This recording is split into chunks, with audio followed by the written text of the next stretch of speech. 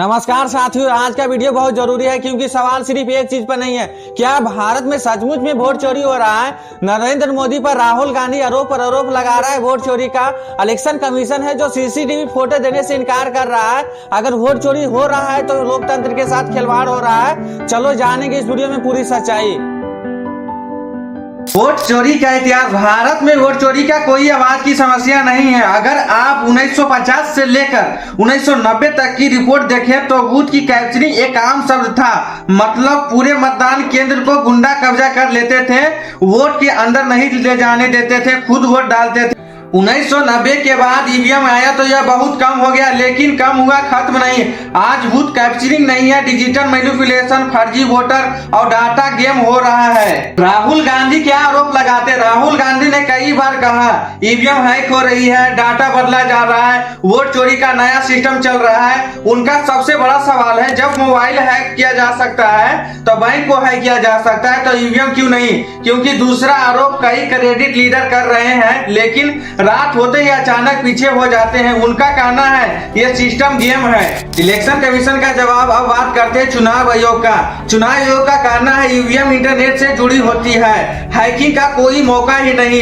आज जो आरोप लगाया जा रहा है उनका कोई सबूत नहीं। लेकिन समस्या ये है कि इलेक्शन कमीशन जवाब देता है लेकिन पारदर्शिता नहीं बढ़ाता, और जब पारदर्शिता नहीं होती है तो शक तो अपने आप पैदा हो जाता है। सीसीटीवी फुटेज का विवाद। कई जगह पर विपक्ष ने मांग की कि जिन बूथों में गड़बड़ी का शिकायत है उनका सीसीटीवी फुटेज मुझे दो, लेकिन इलेक्शन कमीशन ने कहा हर जगह फुटेज देने से मना कर दिया। राहुल गांधी कहते हैं अगर सब कुछ ठीक है तो सीसीटीवी फुटेज क्यों नहीं दिखाया जा रहा है? यहाँ से जनता के मन में सवाल उठता है, क्या छुपाया जा रहा है? क्या रात में कुछ होता है? क्या वोट इधर से इधर होता है? ये वर्सेस बैलेट पेपर। कई लोग कहते हैं कि वापस बैलेट पेपर पर ले जाओ, लेकिन बैलेट पेपर भी चोरी होता है। बैलेट पेपर भर देना, बैलेट पेपर बदल देना, गुंडे बूथ पर कब्जा कर लेना, 1000 बैलेट पेपर का थैले बदलना। मतलब सिस्टम कोई भी हो, अगर इंसान बेईमान हो तो हर जगह चोरी हो सकती है। सबसे बड़ा सवाल, वोट चोरी हो रहा है सच में या राजनीतिक? अब हम समझते हैं, मुख्य सवाल पर आते हैं। क्या वोट चोरी हो रहा है सच में हो रही है? तो दोनों बातें सच हो सकती है। सच नंबर 1, कई वीडियो सामने आया है जहां पर पोलिंग बूथ पर अधिकतर एक पार्टी का कई बार वोट डालते दिखे गए हैं। सच नंबर 2, ईवीएम खुद से हैक नहीं होता है, लेकिन ईवीएम पर काम करने वाला आदमी अगर बेईमान हो तो ईवीएम भी हैक हो सकता है। सच नंबर 3, सीसीटीवी फुटेज नहीं देना संदेश पैदा करता है। सच नंबर 4, कई आरोप सिर्फ राजनीतिक हथियार भी हो सकते हैं। मतलब सच कड़वा है, भारत में वोट चोरी भी हो सकती है और चोरी का आरोप भी एक राजनीतिक खेल हो सकता है। सिस्टम कहां से कमजोर होता है? भारत में चुनाव सिस्टम 3 कमजोरियां है। मानवीय गलती, कई जगह पर ईवीएम गलत वोट रिपोर्ट करती दिखी।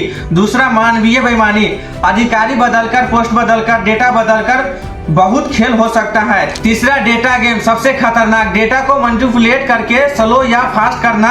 ये सब जनता के भरोसे को कम करता है। जनता की भूमिका। सवाल एक ही है, क्या हम सिर्फ वोट डालने वाला नागरिक है या अपने वोट की रक्षा करने वाला नागरिक है? अगर जनता चुप रही तो सिस्टम कभी नहीं सुधरेगा। अगर जनता सवाल पूछे तो हर सिस्टम सुधरेगा। दुनिया के किसी भी लोकतंत्र चुनाव तभी सफल होता है जब जनता का भरोसा होता है।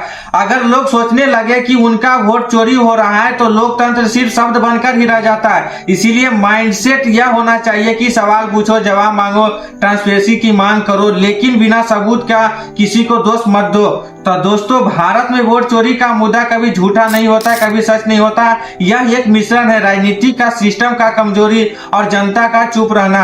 आज आपको सिर्फ जवाब नहीं मिला बल्कि सोचने के लिए नया नजरिया मिला। अगर आपको वीडियो अच्छा लगा तो इसे शेयर करें, कमेंट करें। अब भारत में वोटिंग सिस्टम मजबूत कैसे करें, इस पर भी अगले वीडियो बनाएंगे। तब तक के लिए जय हिंद, जय भारत।